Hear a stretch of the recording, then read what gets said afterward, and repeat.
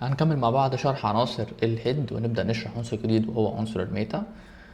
عنصر الميتا احنا من خلاله بنقدر نوفر معلومات وصفية لصفحتنا، والمعلومات دي احنا في الاخر بنقدر نستخدمها ان احنا نقدر نحسن بيها محرك البحث، او نقدر نحسن بيها اليوزر اكسبيرينس او تجربة المستخدم، او في الاخر خالص بنقدر نقدم معلومات لصفحتنا للسوشيال ميديا او الشبكات الاجتماعيه. في الفيديو ده احنا هنتكلم ان ازاي ان احنا نقدر نستخدم عنصر الميتا في ان احنا نحسن محركه البحث. بالتالي لو في حد دخل على جوجل او على اي سيرش انجن وبحث على حاجه معينه، الحاجه دي موجوده في موقعنا، يقدر بسهوله محرك البحث يوجهه لموقعنا، وبالتالي يظهر موقعنا في اول نتائج محركات البحث. في الفيديو ده احنا هنتكلم عن ازاي ان احنا نحسن نتائج محركات البحث عن طريق الميتا. فبالتالي هنستخدم عنصرين مهمين في الميتا وهما الديسكريبشن والكيوردز. نبدا نستخدم مع بعضينا اول واحد ونشوف بيتكتب ازاي.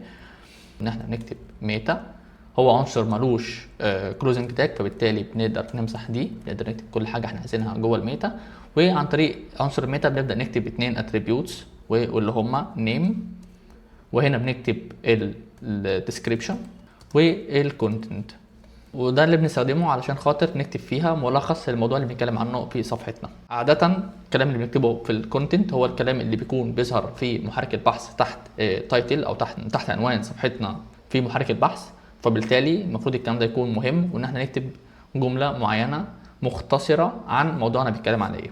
طبعا هنتكلم عن البيست براكتسز. طبعا اول حاجة منهم هي ان اختصار الموضوع او عموما الكونتنت، الكلام اللي يكون جواه ما يزيدش على 160 حرف، علشان خاطر لو احنا زودنا على 160 حرف السيرش انجن بيقطع الكلام وفي الاخر خالص ما بنستفادش الاستفاده الكامله.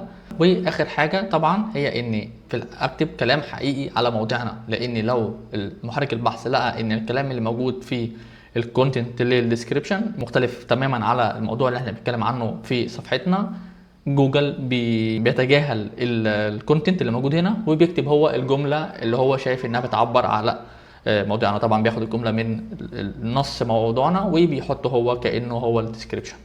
فبالتالي يفضل ان احنا نكتب كلام يختصر فعلا الكلام اللي انا كاتبينه في موضوعنا. طبعا مثال لو احنا بنعلم برمجه ممكن، او مثلا بنعلم فرونت اند، مثلا الكونتنت ممكن يكون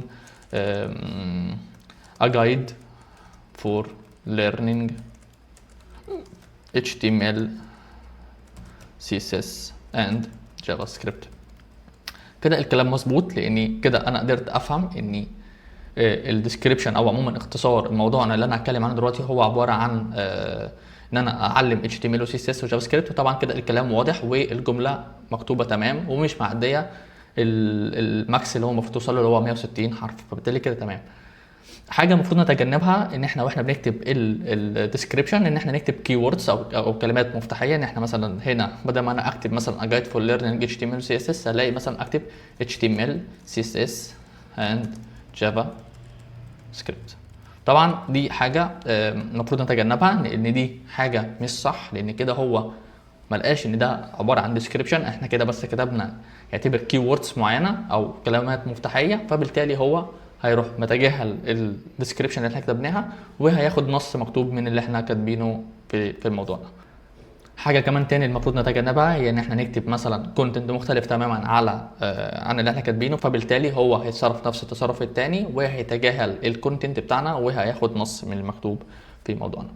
بالتالي احنا هنعدل قيمه الديسكريبشن عشان تكون مظبوطه، بان احنا مثلا نكتب a guide for learning HTML و CSS و JavaScript. بالتالي هو يقدر يخليها هو فعلا شرح الموضوع بتاعنا في محركه البحث.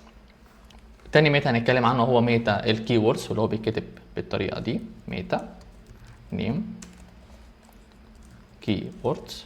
والكونتنت طبعا بيكون من الكلمه واضح ان احنا دلوقتي بنتكلم على الكيوردز، وبالتالي هنا اقدر اكتب فيه كل الكيوردز او الكلمات المفتاحيه اللي احنا هنتكلم عنها في موضوعنا. مثال بسيط: HTML CSS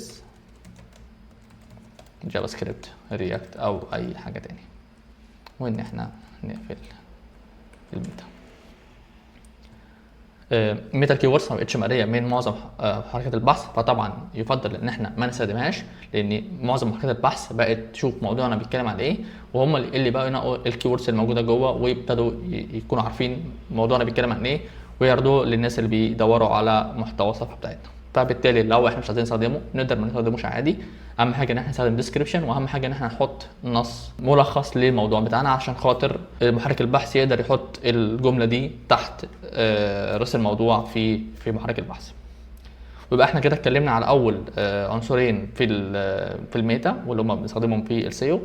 في الفيديو الجاي ان شاء الله هنتكلم عن ازاي نقدر نستخدم الميتا في ان احنا نحسن تجربه المستخدم، وازاي ان احنا نستخدم الفيو بورت او نستخدم التيم كلر او نستخدم الشارسيت.